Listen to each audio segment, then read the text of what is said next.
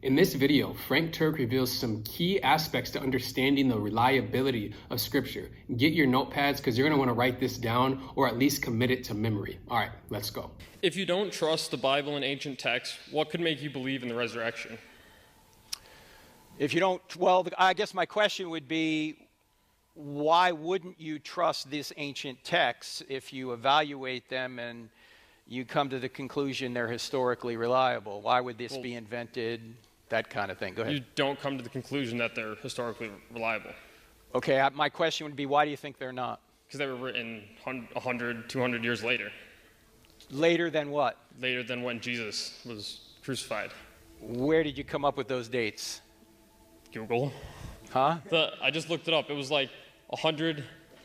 It was written, or published, the Hebrew Bible was published around 100 AC. He was killed in 30 AC.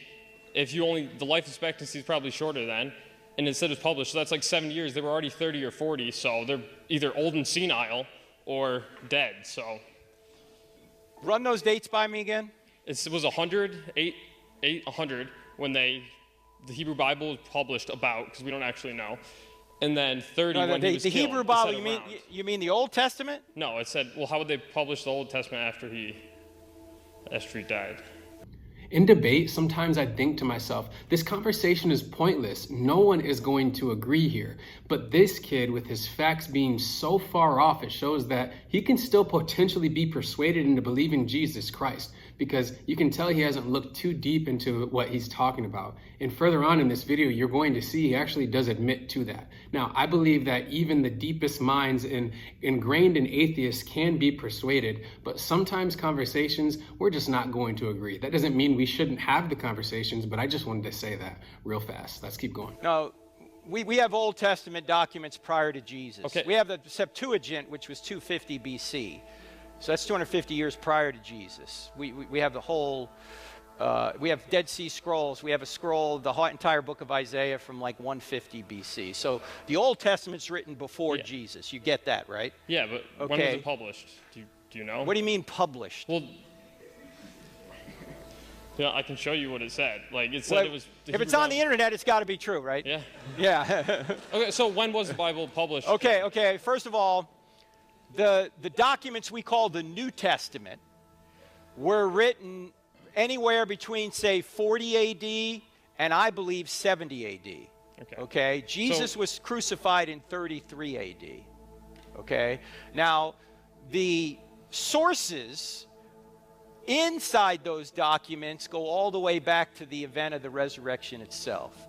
In fact, the earliest evidence for the resurrection is recorded in a passage we call 1 Corinthians 15, verses 3 to 8, where Paul says, "What I received of first importance I pass on to you." So Paul is writing in about 55 AD to the church at Corinth in Greece, and he's quoting a section that was memorized that even atheistic scholars agree goes all the way back near 33 AD. And that section talks about who Jesus appeared to after he was resurrected. So despite the fact that Paul is writing it in 55 AD, about 22 years after the resurrection event, the data that Paul is writing down goes all the way back to the event itself. It would be like today if you wanted to write a history of, say, 9/11, which is 22 years ago. And you went and interviewed eyewitnesses. Some of them are in this room. And they told you what happened. Would it matter that you wrote it 22 years later? Or would the source from the event itself be authoritative?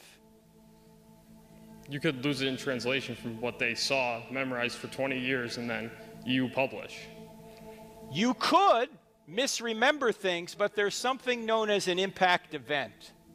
An impact event is something you don't forget. You might forget what you had for breakfast this morning, but you won't forget something that happened 10, 20, 30, 40, 50, 60 years ago if you're old enough. Now, you're not. There may be a couple of us in here that are this old. Let me ask a question. Only a few of you are going to raise your hand. How many people in here can remember where you were and what you were doing November 22nd, 1963? Raise your hand and hold it up. You see these people with their hands up? These people are very old, okay? November 22nd, 1963 is my earliest memory. I was 2 years old and 2 days. And I'm standing in the living room in our home in Wanamassett, New Jersey, and my mother is sitting on an ottoman in front of a black and white TV, weeping uncontrollably.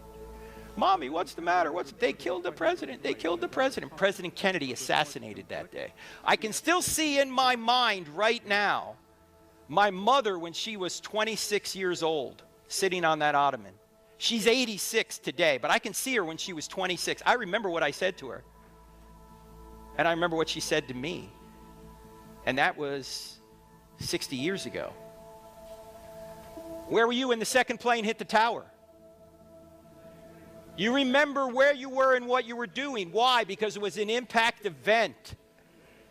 Now, if Jesus rose from the dead, do you think that would have been an impact event? Possibly, yeah. Yeah. Do you think they would have forgotten about it? Do you think they would have had any trouble remembering what he said and did? Possibly. Probably not, right? Okay. Yeah, so just like you can interview people here today about 9/11 and get an accurate account, so could the New Testament writers, and many of them were eyewitnesses themselves. So I don't know where you're reading this kind of thing, but the New Testament documents are written within the lifetime of the eyewitnesses, by eyewitnesses or people that knew eyewitnesses. For example, Luke, who was a doctor and interviewed eyewitnesses, actually puts forth a very accurate account of what he said he saw, and you can verify this by looking at archaeological remains and geographic remains and topography from the Gospel of Luke and also the book of Acts. In fact, there's 84 details in the book of Acts alone that have been proven to be eyewitness data just from chapter 13 to chapter 28, the end of the book. Luke was actually traveling with Paul. He's an eyewitness of that period. So you're right. You know, if this was 100 or 200 years later, we might be skeptical of it. But when we have eyewitnesses and eyewitness data that can be confirmed, that's telling us that this really could be true. Let me say one other thing. We just did a podcast on this 2 days ago. It's the podcast up right now, and I don't have enough faith to be an atheist. There have been 7 people associated with the crucifixion of Jesus found in archaeology. 7 of them, including Jesus himself. Jesus, Caiaphas, Simon of Cyrene, Pilate, Herod, Peter, and one other I can't remember right now. 7 names from the first century have been found in the dirt that are mentioned in the crucifixion account of Jesus. All told, there are more than 30 names in the New Testament that have been found in archaeology and other writings from the time. This is not an invented story. Can I? Go ahead. But that, just because their names are there doesn't mean he rose from the dead. No, it doesn't. But it does show that they're telling historical facts. And so if people can be trusted on where you can verify them, you probably ought to trust them where you can't. Now, if Jesus really did rise from the dead, would you follow him? Yeah. I knew you were going to ask this earlier. Yeah, okay. Sure. Okay, well, how much reading have you really done on this? Not a ton. Okay, so think about it just for a second. Regardless of whether he rose from the dead or not, let's just think about it this way. Jesus of Nazareth, inarguably, is the most influential human being in history. Yeah. True? Yeah. Okay. Christianity. Now, if we're going to consider ourselves people who are going to follow the truth wherever it leads, you have to at least check this out, right? You have to do some reading. You have to try and figure out, did this really happen? Otherwise, if we don't, I don't think we can really consider ourselves people who are pursuing truth. We may be pursuing what we want to pursue, but we're not really pursuing truth. You have to investigate the great figures of history, especially Jesus. Because if Jesus rose from the dead, most important fact in history. If he didn't rise from the dead, irrelevant. I like how Frank Turek mentioned an impact event, which is referring to a memory, that being a long-term memory. And what we can understand with long-term memory is that they are stored when you have a highly emotional, psychological state where you are just engulfed in an onset of emotions that are outside of the norm, and your body codes this and recognizes this as something abnormal. Therefore, it solidifies a memory within you that is going to be hard to forget even if you tried. This is something that I learned, actually, I believe, from Andrew Huberman, who is a neuroscientologist, and he's very important in understanding the psychological effects between certain things that are going on. But I can think about where exactly I was when the 9/11 happened. I was 5 years old, and my mom got out of work early, and I can still remember holding her hand and looking up to her as she was explaining to me why she picked me up early and what had happened. That was an impact moment that I remembered when I was 5 years old. I am 28 years old right now. That's a long time, and that's something that I'm sure I'll always remember. So the whole idea being discussed about, can you remember this or can you remember that, I believe it can be understood through what Frank Turek said, which is this impact event. And there's so many different things and reasons that Frank Turek brings up that we can believe and trust in the reliability of Scripture. With that being said, I hope you have a blessed day and put your faith and your trust in Jesus Christ and know that He is the way, the truth, and the life. God bless you.